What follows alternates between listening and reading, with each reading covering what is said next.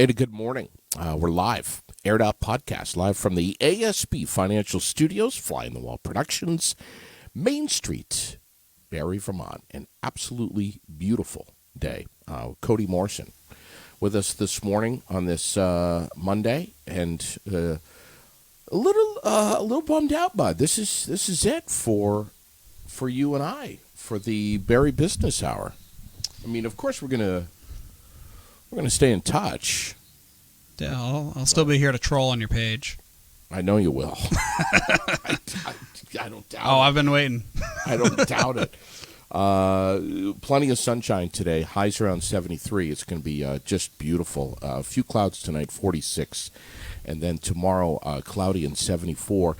I was having that internal fight over the weekend, as I'm sure you were, with do I go with the T-shirt? Do I go with my flannel? Do I break out a wool sweater? What do I wear? God, it was awesome. I loved it. It was like fall. I loved it. Awesome. It was the perfect project weather. It was a little windy. Yep. As long as you weren't doing anything that that the wind would affect. Other than that, I mean, if you're like digging trenches or whatever, that was the weekend to do it. Oh, we lost power for like 2 minutes up in East Barrie. I saw a lot of trees down over the weekend. A couple of big ones too, here on 302, massive. And I saw a tree came down on a car over by Hannaford in South Barrie. So I hope everybody's all right. Oh, I shop there. Yeah, it was crazy. You're going in to get some milk and some eggs, and all of a sudden you can't get home. Yeah, amazing. Juneteenth, the 20th of the month. Yep. And I think the first day of summer is when? Tomorrow, right? I think 21st. Yes. Is it? The solstice. Oh, so the days start getting shorter again. Yes, this is the longest. Yeah, the longest. Well, tomorrow will be the longest day of the year. All right, this is the beginning. I think today is going to be 1 minute shorter than tomorrow, and tomorrow is going to be the longest. Something like that. The end of the road for the year. Now it starts getting progressively worse a little bit every day. Oh, my God, no. Bring me back to the second week of March when every day got longer. Yeah, you're a spring guy. You love springtime. Yeah. Every day, the weather gets nicer every day. Father's Day yesterday, got up to the Sherilyn surprised Lily and I and took us up to a Chad Hollister concert outdoors in the Concert Meadow at Trapp Family Lodge to see Chad and his band. And it was amazing. The crowd was huge. The weather was perfect to sit there and just enjoy a cold beverage and some snacks.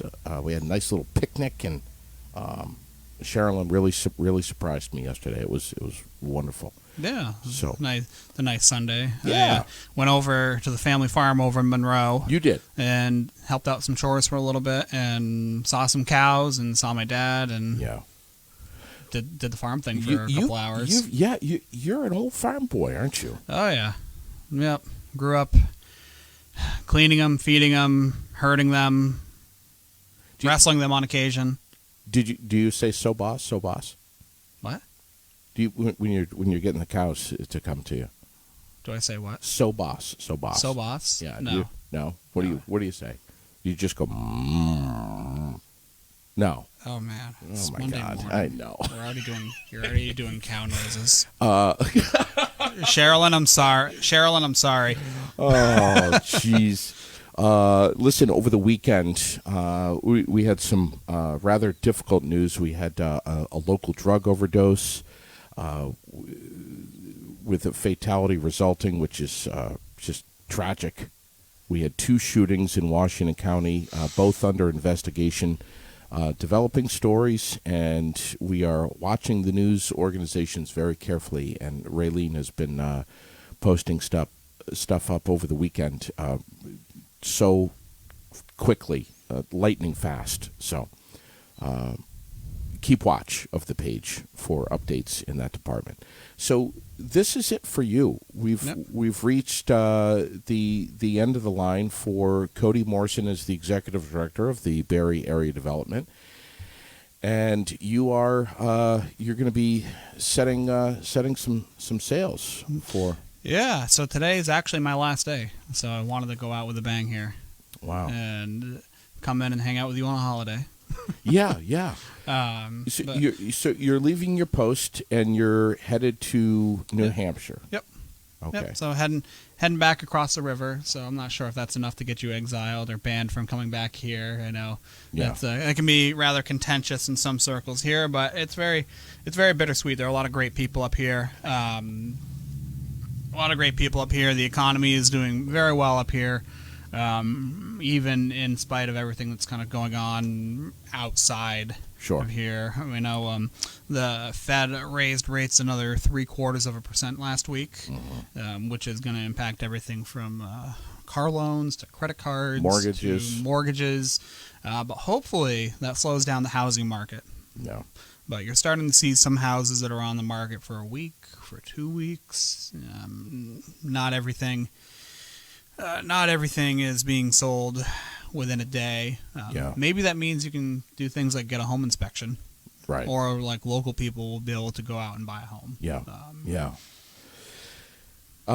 You've a lot has happened since you have taken the wheel at the Barrie Area Development as the executive director. A lot has happened in a good way for our community and for BADC. You have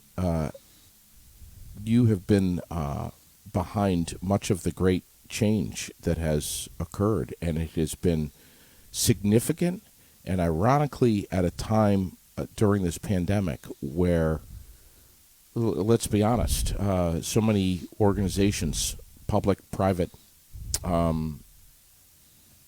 nonprofits were suffering greatly, and many have passed away.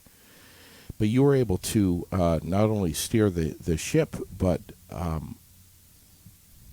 flourish, and it's been incredible what you've done in such a short period of time. My God, I remember you came in here October, early days of the pandemic.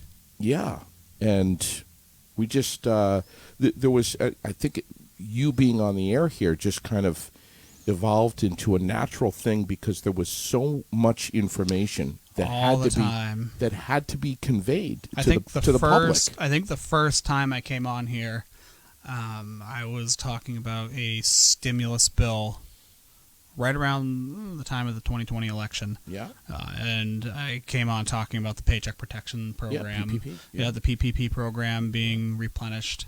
And, it might have been just days on the job, but... Right.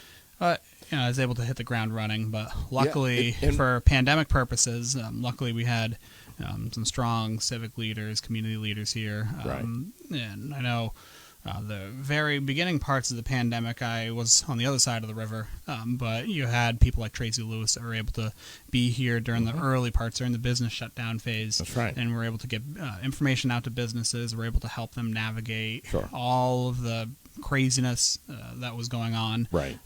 So it really just goes to show that there is a great team here in the community. There's Capstone Community Action with their micro business program. There are all the commercial lenders here. Of course, the Barrie Partnership, the city and the town. A lot of great organizations that play a big part in the growth of our community and the vitality of our Main Street, of our industrial park, and everything in between. Yeah. A nice comment here from Michael Darren. Cody's a trailblazer, and only he will set how high he goes. Such a blessing to be so engaged with him over the last couple of months. We're going to miss you, man. You've been behind a lot of the, as he says, a lot of the positive change right here in the Granite City and in Barrie Town. I mean, it's just tremendous how you've been a one-man band, and you've done it gracefully too. Well, you can't do anything without a team, though. So we've talked about the Barrie Auditorium project several times. That wouldn't have happened if it wasn't for Joe Waldsworth. It wouldn't have happened if it wasn't for Jeff Bergeron. Yeah. It wouldn't have happened if it wasn't for Steve McKenzie. Yeah. And if it wouldn't have happened if it wasn't for EF Wall or New England Air, any of the other contractors that we worked with. Sure. So it's fun quarterbacking a lot of these initiatives, but You know, when you're playing football, you have 11 people on one side of the field. Sure. And if you're a quarterback, you need an offensive line, running backs, receivers. You need everybody else. And oftentimes we are kind of in the driver's seat, kind of quarterbacking a lot of these initiatives, whether it be like the North Main Pump Station project, or bringing in a new company, helping out a business. You're not able to get everything done on your own, so that's why you rely on just a wide array of partners here in the community. Yeah. And our civilians too. I mean, everyone's watching and listening to what you're doing. And I think prior to you being on the air here, there was, let's be honest, there was somewhat of a disconnect. I don't. If people had heard of BADC, they probably weren't overly familiar with what it did. Well, and that's the interesting part too, and I've grappled with this a lot. And as we've launched our marketing program, I've always thought, what is the important thing that we need to promote here? And we don't really need to promote BADC. We need to promote Barrie and programs, commercial buildings, partner organizations that can provide assistance, everything else that's involved. Promoting BADC is a good thing, of course. It'd be disingenuous for me to say otherwise, but it's not the point. We're trying to promote the things that are available here and the positive assets that we have here, and why you'd want to start your business, why you'd want to grow your business here, move your family here, go to school here. Visit here, go to Hope Cemetery, Studio Place Arts, Rock of Ages, Thunder Road, anything like that. So it's been interesting as we've really sought to promote the community, because most organizations or most companies are in a place to where what I'm saying would be a completely foreign concept, because if you're Nelson's Hardware, you want to promote the tools and equipment and everything you have in the building, but you're promoting Nelson's Hardware. That's the place that you go to get it. Sure. Whereas our product is the community. Our product is the region. Yeah. And that's right. And there are plenty of things that can happen without us being involved with them. We do have a free market economy, so somebody can go and buy any building on Main Street or up in the industrial park or wherever in the community. They can buy any building that they want, and we might not be involved. We might not even know about it. Right. But if they hear about Barrie and they hear about the positive things that are going on, then we've done our job. We've helped attract that investment, even to somewhat of an indirectly. Yeah. You and I have been diving deep every week now for what, a year? Almost a year now. Yeah. No, more than that. Has it been over? This past October was 1 year. Oh, yeah. So we're like a year, almost 2 years. I was thinking almost 2 years. Recently, I was trying to think of how many hours I've spent talking to you on air. Seriously, this coming October, probably like 50. Would be 2 years. Yeah, probably like 50 hours or so, I would say. And we've gotten into some. We've really got into some nuts and bolts, some rabbit holes. We've got into some detail of how to start entrepreneurship, how to start a business, and what do you need? What are the tools that you need? What's the help? Where can you find help and get your questions answered, and grants and funding and so on and so forth. It's been really intense. And the great thing is that anybody can go back at any point and watch any of the shows if they want to listen. That's right. If they want to hear Margaret Ferguson talk about how to open a micro business, or if they want to hear Chrissy Bellavance talk about the trucking industry. And Paul White. Yep, they want to hear him talk about what's going on up in Barrie Town. Yeah. We tried to bring a little bit of a different flavor, because I'm sure people get sick of listening to just me talk over the weeks. You've had some Kristen Martin. I mean, some great guests that have been in here. Oh, absolutely. We had Mark Browning at one point, Jody Emerson from the Central Vermont Career Center.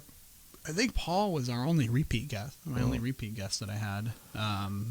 But it's been a lot of fun, though. Yeah, it's been amazing. What's going to happen now with you with you setting sail for New Hampshire and starting a different job? What's going to happen with like the marketing program? What will be the future? What will this look like? Yeah, so basically, when I came into the organization, the Barrie Area Development that you see today is very different than it was just a couple years ago. So back in the early days of the pandemic, before I came aboard, we're a little bit of a low point. We had a retiring director. We had a part-time director in the executive committee essentially steering the ship, and we were getting our budgets cut. We had, I think, 2 budget cuts in the 9 months preceding my arrival. One of them was restored to some extent, but we had a $10,000 and a $33,000 budget cut, I believe. The bigger one being restored to some extent. And I was told at one point we're actually a year away from being completely defunded from the city. But since then, we really hit the ground running when we came in here, and we worked with our municipal funders, and I believe at least we regained the faith and trust from both municipalities, Barre City and Barre Town. We helped bring in over $250,000 in federal infrastructure dollars to allow for new developments up on North Main Street. Wow. We helped initiate the recruitment of Maple Corner Woodworks to the Wilson Industrial Park, which is going to bring about 10, 15 jobs right up to Barre Town. We got all of our budget requests fully funded, and actually got a couple budget increases, and actually ran a surplus this year. Yeah, you ran a surplus. Yep. Yeah. And there may be, we've talked about this in the last few weeks on the show, there may be another $6 million coming down from the federal government, which will help wastewater systems over the wastewater treatment plant, will improve drinking water systems for residents in Barre City and Barre Town. Wow. And will bring air conditioning to the Barre Auditorium. Oh my God. There may still be some good news. There may still be some good news from the work that I've started here, at least later in the year. Who's grabbing? You say there may be still some good news. So who's grabbing the baton, and how will the progress shake down? But with those earmark funding applications, the city is the official applicant. They own the assets for it, so they'll do all the project management part of it. So what we did is we acted as kind of like a consultant, in a sense. We did that with the town. The former assistant town manager Elaine Wong and I, we collaborated on a fencing grant to improve some of the fencing up at the facilities up in Barre Town, and that's not as exciting maybe as a big infrastructure or Barre Auditorium project, but it all matters. And with the city, with our grants, we did provided a similar service. We kind of quarterbacked some of that. We were able to work with our public works departments, with our fire department, with our buildings and community facilities department, or Jeff Bergeron. But I think one thing that I'm very proud of the work that we've done here is rebuild the relationship with the Barre Partnership. Big time. So before, the relationship was a little different than it was today, to the point where there is actually a memorandum of understanding between the two organizations outlining what they had to do for work and kind of what their lane was, essentially.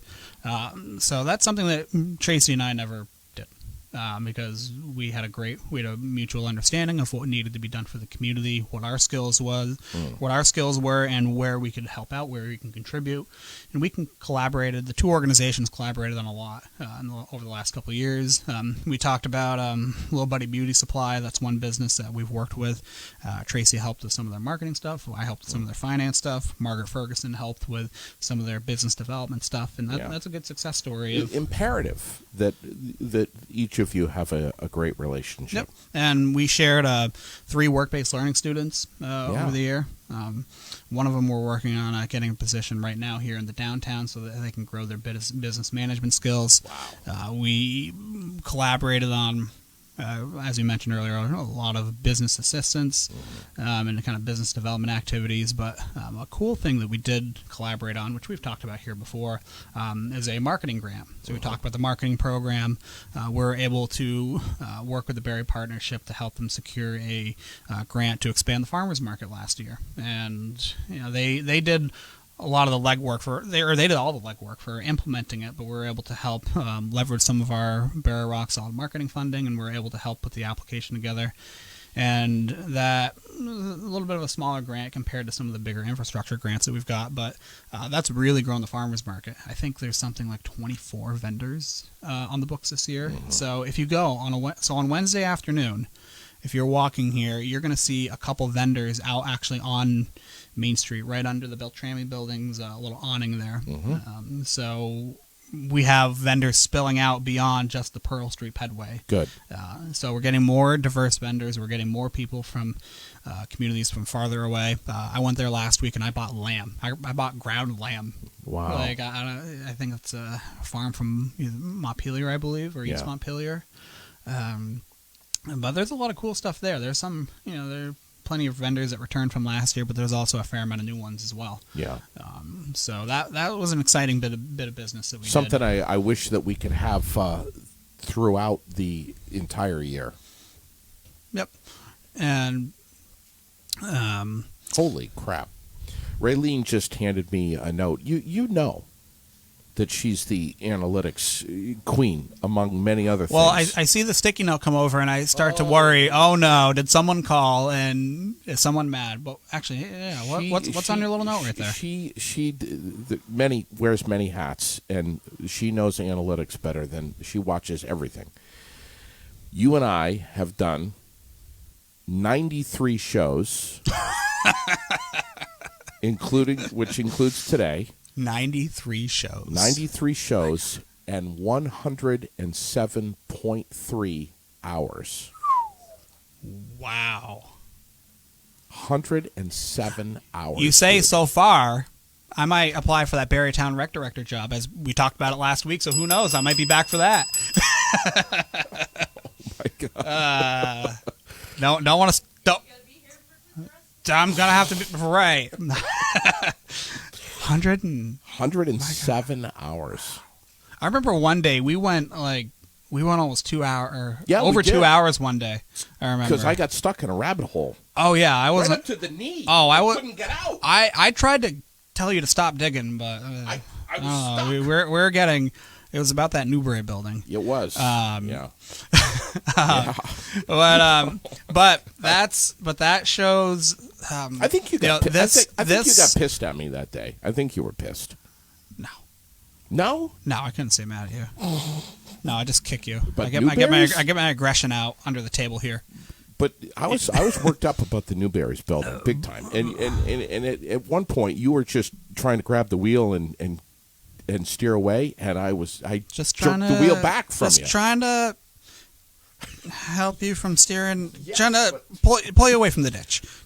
But that's 107 hours. That's absurd. that's awesome. No, thanks, Raylene, for that. That's really cool. That we've talked intensely about Barry City and Barrytown. Oh, absolutely, and Barrytown, Exit 6. Yeah, Remember, I just said Barrytown. I just said Barrytown. I'm very proud of you, JD. You can't forget South Barry. No. A lot of industry. John Lyon at Wilkins Harley Davidson wouldn't want you to forget, and the boys at Vermont Quick Lube. Yes, of course. Wouldn't want you to forget. Or Vermont Creamery. Yep. Yeah. But this show has been a big part of our marketing program. Yeah. When I came on board, we had the Barry Rock Solid marketing program that just received funding through a ballot initiative from Barry City and Barrytown. Yeah. I received that funding earlier in the year, so just a few months before I came in. So one of the top tasks for me was working with our municipal funders to kind of rebuild those bridges and the partnership, rebuild that bridge, but also to launch the marketing program, to design it, to set the strategic planning, to create the budgets, to solicit the vendors, to make sure that those tax dollars are being judiciously spent with more oversight and more caution than you would your own personal checkbook. And we partnered with the Vermont Chamber of Commerce and the State's Department of Tourism and Marketing, and we were able to get Barry's attractions listed on VermontVacation.com. That's the state's official tourism and marketing website. That is hopefully the organization looks to continue that for the upcoming year. I was in Boston a couple months ago, and I was driving through the tunnel. I think I was going to the Kennedy Center, and I saw a huge billboard right when you get out of the tunnel on Route 3 there, and it was a Vermont Vacation. It was a billboard that the state of Vermont had sponsored for tourism, and this was probably January, February or so. And so the picture was of somebody skiing at, I'm assuming, Killington. Yeah. So we tried to, with the program, we really made an effort to latch on to kind of start small, start locally, work with your local marketing outlets, and kind of latch on to other statewide initiatives that are already going on instead of trying to recreate the wheel. Yes. So instead of Barrie Area Development buying a billboard somewhere or wrapping a truck for a mobile billboard, we sought to help the state and get our information, get our stuff, get our to the attractions, masses. By using the state of Vermont to do that. That website, VermontVacation.com, gets, I think, 1.65 million views a year, and the Stay and Play Guide gets about 250,000 views a year alone. So that's a good tool to use if somebody is, say, in Connecticut and they want to come up to Vermont and they hear, oh, okay, I've got family in this town called Williamstown. Is there anything nearby? Oh, there's Barrie. What can I? Oh, there's AR Market. There's quarry. You can go visit a quarry. You can go do all these things up in Barrie. So that's the demographic that we wanted to reach with that. And then we also partnered with Vermont Business Magazine. That's a magazine that typically gets in the hands of those that are making decisions at their respective companies, and we're able to get some results out of that. We had some companies reach out to us for expansions, relocations. Some businesses in Barrie even reached out to us regarding information about how they can expand. Just companies right in our backyard here that didn't know. So we also worked with the Times-Argus. We were able to publish some editorials in there. We mentioned the Barrie Partnership earlier. We collaborated on countless different things. But I think probably one of the more visible parts of the marketing program that we've done to this point has been through 107 hours of live interviews that we just talked about on here. Quite often I'll get a business that will watch this and will call me or email me. And I'm curious to know how many watched here but did something based off of information I got here but never but that I wouldn't have known about. Maybe didn't call me but knew. Okay, well, I'm just going to call Margaret Ferguson, or okay, I'm going to call. And you had people recognizing you and speaking to you on the street. We were coming out. You and I just both happened to be at Subway one day, and there is a viewer who we've been helping in conjunction with Capstone's microbusiness program. We've been helping them try to start their business. They had aspirations of a retail store, and you and I just happened to walk out of Subway. I think it was the Friday before we had Margaret last on with us from Capstone. And they struck up a conversation with us, and it was just cool, like the clearest connection between policy and results. Raylene and I both have had so many compliments on the time that you have spent doing this podcast. One of the things that I've heard a lot is not only thank you for getting this information out, but the fact that we do it off the cuff. We don't pre-record anything. We say it like it is, and you've had some information. I mean, seriously, I always take notes when I'm interviewing somebody.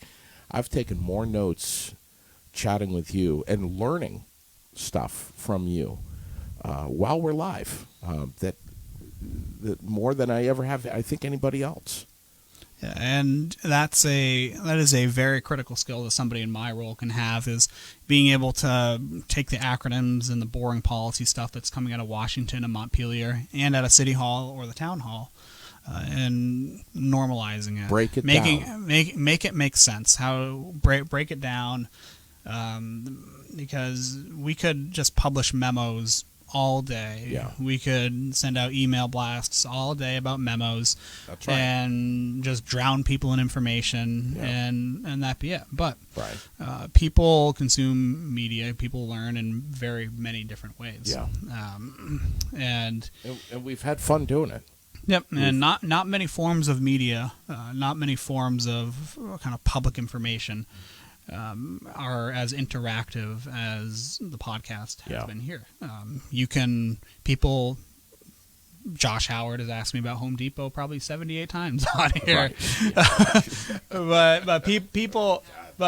Several people have commented here asking questions in live time, and we're able to answer those. And when you pick up a newspaper and you see an ad, or you pick up a magazine, or you even hear something on the radio, It's generally pre-recorded. It's drafted by somebody in an office. And people tune out. And people see it and they think, oh, okay, that's great, but it probably doesn't apply to me. Yeah. Actually, it might.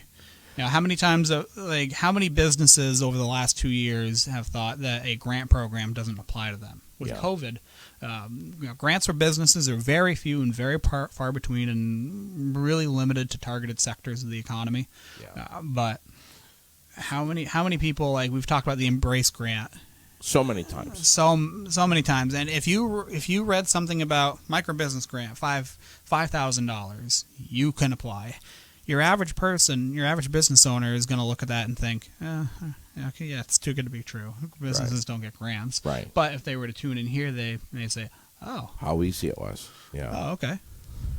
What are you hearing from BADC with regard to what are some of the changes that are going to be happening? What's next after you go? What can we expect to hear from BADC? So we talked about the good news that could be coming from BADC, or from work that we did about the earmarks, the auditorium, and the 2 water projects. Mm-hmm. But in the interim, I believe they're going to be looking to hire a permanent full-time director. But in the meantime, longtime Rotarian Carl Rinker is going to be the interim director. So he's going to be picking up the phones, and when businesses are looking for a place to expand or relocate, that's really his wheelhouse. He knows where everything in the community is. So, so he's going to be doing that. And they're also looking at at my suggestion, potentially hiring a kind of temporary marketing director, just somebody to make sure the marketing program still keeps on going. Yeah.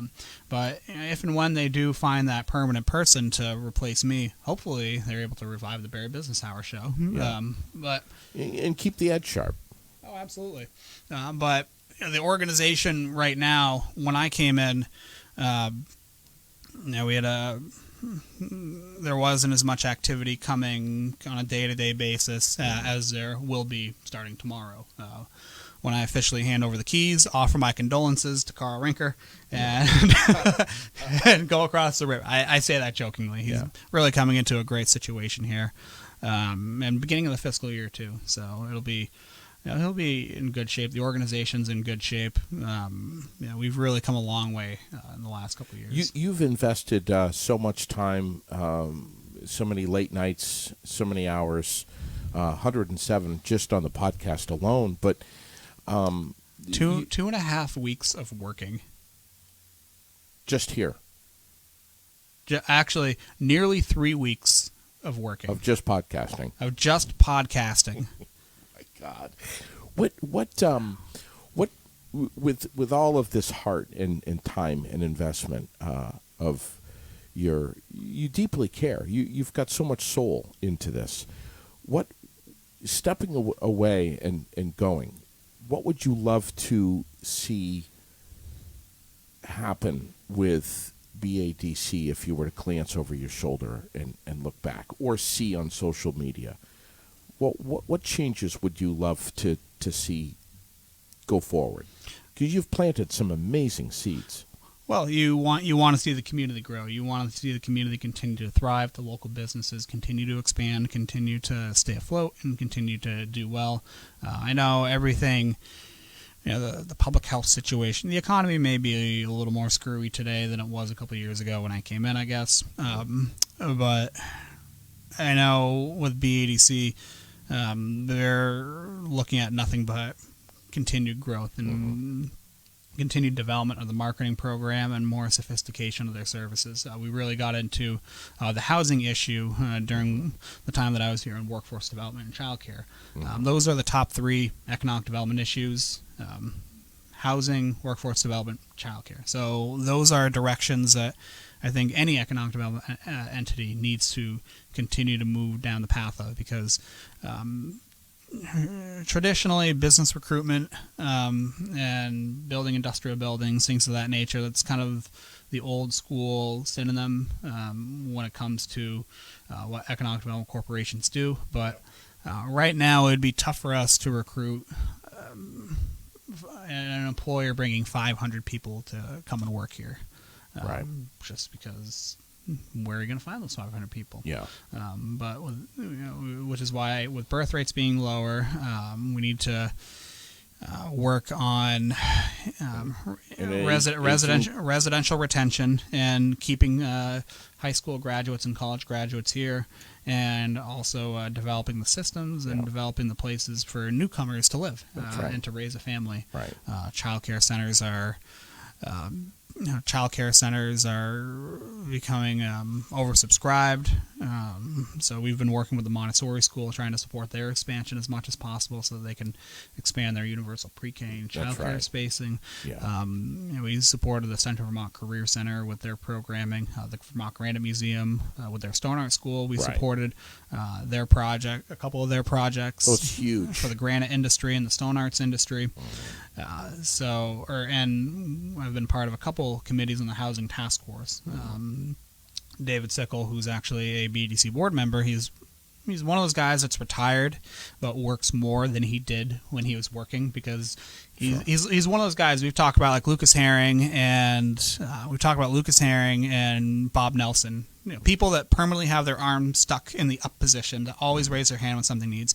David Sickle's one of those people. Yeah. And he's the chair of the Housing Task Force, so he's going to continue to work on that. And I'd like to see BADC continue to work on those kind of human infrastructure needs that are needed to bring the workers here that are going to work in the factories, that are going to build the products that we're going to need in the world, and that will allow for continued industrial development and industrial recruitment.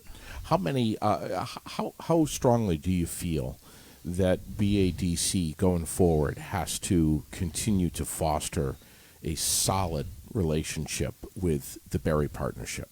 So when I was interviewing for this job, I didn't really know anything about Barry. We went to the auditorium here as a kid. My dad used to bring me to the farm show here. And I've told this story 100 times here. We used to come for basketball tournaments. That's about all I knew. I didn't know that there was a granite industry. I didn't know anything about Barry, really. So I called, tried calling the city manager, the town manager, but I called the Barry Partnership because I knew an economic development corporation needs to work with their downtown organization. That's the closest partner that you're going to have in any community. So I called Tracy, and I picked her brain, and she's really been my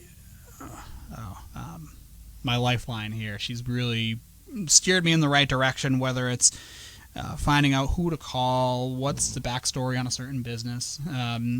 So the relationship between BADC and the partnership at this point is inseparable and needs to continue to be that way, because they're two organizations that don't compete. Although it may look like that they do, kind of from an outsider's perspective looking in, there's a little bit of overlap in what we do, but Tracy and I, we've always joked when we've gone out into the community and said, she's the fun one, I'm the boring one. Yeah, right. She does the events, and she's more vocal she's a little more visible on being a cheerleader, whereas I do the boring, nerdy stuff and try to fill in the gaps. But I think that's the perfect relationship that BADC and the partnership need to continue to have. Yeah, you've been at so many ribbon cuttings and so many. I mean, look at what you've done. Rainbow Bridge, just one of many.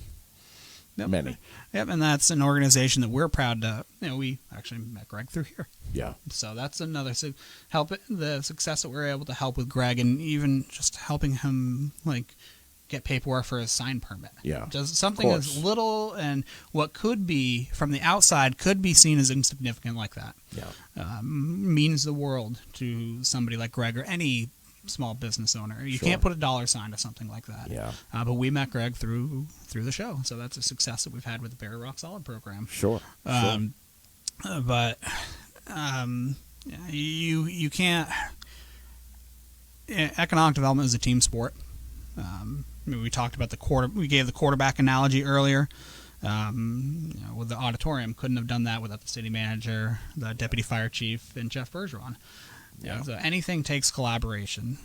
So the partnership and BADC need to continue and grow closer, if anything, and continue to integrate more and collaborate more. Is there anything else before we wrap that you want to get? I don't know. I've been holding back for a couple of years now. I know you've been. I don't know. I know there's. Do I? I know. Do I spill the beans on everything that I've been holding back on not wanting to say publicly? I think things that I've been afraid to say publicly, but now that I'm out the door, I can just let it rip, air it out. I think now's the time. You've been holding this back for a long time, and I have heard you countless times emphatically talk about this, how strong your feelings are about this, and we have been just certain things you just can't say on air. True, and this is something that you have been wanting to say. Take a sip of water. There you go. This is something that you've been wanting to say for a very long time, for almost 2 years now on the air. And oh my God, my hands are sweating. I'm nervous here. All right, I know. As soon as I say, I'm now going to be. I don't know. Am I going to be kicked out of Barrie? I don't know what's going to happen. Am I going to talk about the Newberry building? Am I going to talk about the mayor? Am I going to talk about a merger? I don't know. This is the tell-all. So why don't you have at it? Take your time, and tell us exactly how you feel. Okay. All right.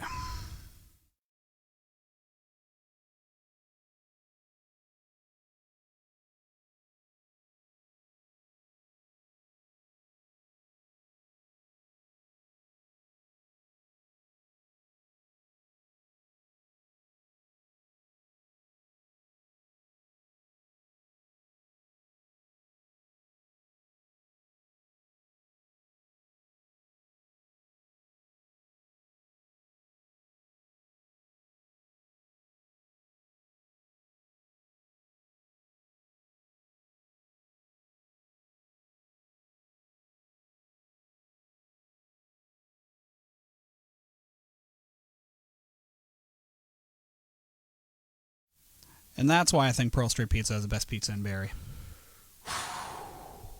It's true. Had to be said. Thank you so much. We appreciate it. We love it. Pizza is never bad. Okay, pizza is never bad. It's always a good thing. It's one of those few things in this world that are never bad, but there are some things that are just really awesome, amazing, and out of this world. Yeah. And Pearl Street Pizza is one of them. I'm glad you finally said it. Had to be said. Thank you, buddy. God bless.